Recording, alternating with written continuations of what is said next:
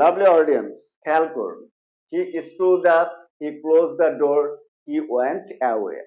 একজন ব্যক্তি অর্থাৎ সে, অর্থ দাঁড়াচ্ছে কি, সে উঠে দাঁড়ালো, সে দরজা বন্ধ করলো, সে চলে গেল। তিনটে ক্লোজ এখানে হয়েছে, অর্থাৎ তিনটা আলাদা আলাদা সেন্টেন্স একই ব্যক্তি সম্পন্ন করছে। তাহলে এইভাবে আমরা সেন্টেন্সটাকে না বলে আমরা কিন্তু এই সেন্টেন্সটাকে শুধুমাত্র প্রেজেন্ট পার্টিসিপল করে অর্থাৎ ভার্বের সাথে আইএনজি যোগ করে করে একটি সেন্টেন্সে একজন কর্তার মাধ্যমে আমরা কিন্তু এই সেন্টেন্সটাকে শর্ট করে আনতে পারি। কিভাবে? যেমন আমরা যদি বলি উঠে দাঁড়িয়ে দরজা বন্ধ করে সে চলে গেল, এভাবে কিন্তু আমরা আমাদের বাংলা বাক্যগুলো বলে থাকি। তাহলে কিভাবে সাজাবো? প্রথমে আমরা এই ভার্বের সাথে আইএনজি যোগ করব, কি, স্ট্যান্ডিং আপ, তারপর কমা, দেন ক্লোজিং দ্য ডোর। তারপর আমরা এই সাবজেক্টটাকে এখানে দিব, হি। তারপর অর্থাৎ পরে যে কাজটা করলো সেটার আগে শুধুমাত্র সাবজেক্টটা থাকবে। তাহলে ওয়েন্ট অ্যাওয়ে।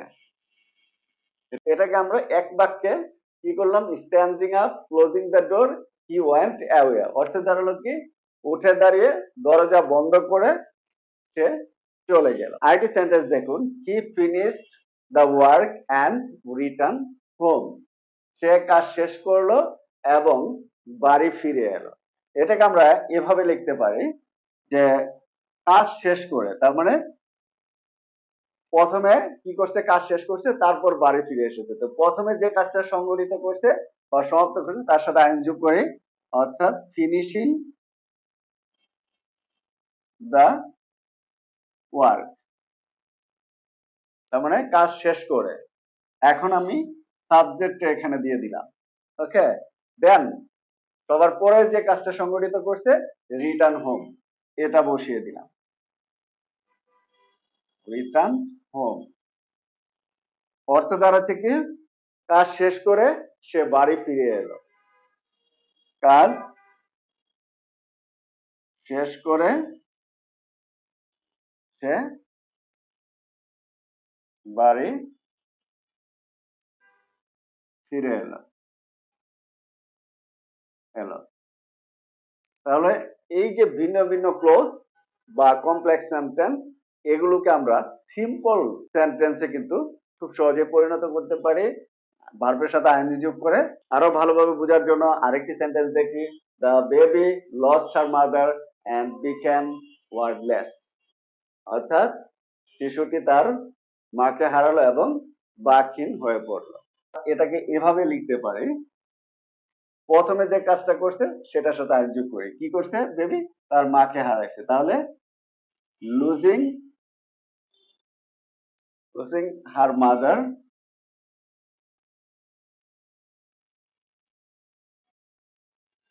তারপর পরে সে বাকহীন হয়ে পড়লো। তাহলে এর আগে আমরা এই বেবিটাকে অর্থাৎ কর্তাটাকে অর্থাৎ সাবজেক্টটাকে নিয়ে গেলাম, দা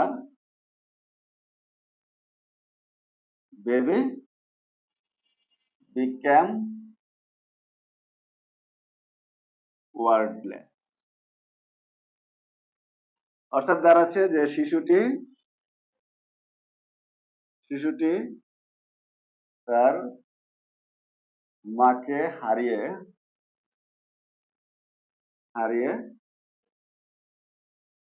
বাকহীন হয়ে পড়ল। ঠিক আছে?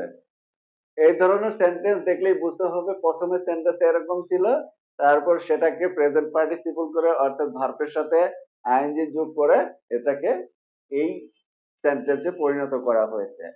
পরের সেন্টেন্সটা দেখি, the criminal opened the drawer and টোক আউট দ্য রিভলভার। অর্থাৎ অপরাধী ড্রয়ার খুললো এবং রিভলভার বের করে নিল। এই যে ক্রিমিনাল, কর্তা কিন্তু একজনই পরপর দুইটা কাজ সংগঠিত করছে। এটাকে আমরা সেন্টেন্সটাকে এভাবে সাজাতে পারি যে ড্রয়ার খুলে সে রিভলভার বের করে নিল। আমরা কিন্তু সচরাচর বাংলায় এটাই বলি। তাহলে তো সেক্ষেত্রে কি হবে, প্রথমে যে কাজটা সম্পন্ন করছে সেটা হলো সে আগে ড্রয়ার খুলছে। তাহলে opening the drawer, drawer, then subject কি, দ্য ক্রিমিনাল মানে অপরাধী, দ্য ক্রিমিনাল, দেন এই যে পরের যে কাজটা সংগঠিত করছে সেটা ওটা কিন্তু যেমন আছে ঠিক তেমনই থাকবে, অর্থাৎ যে টেন্সে আছে সেই টেন্সেই কিন্তু থাকবে, কোনো পরিবর্তন কিন্তু হবে না। রিভল বা তাহলে অর্থ কি দাঁড়াচ্ছে যে ড্রয়ার খুলে, ড্রয়ার খুলে, হ্যাঁ, অপরাধী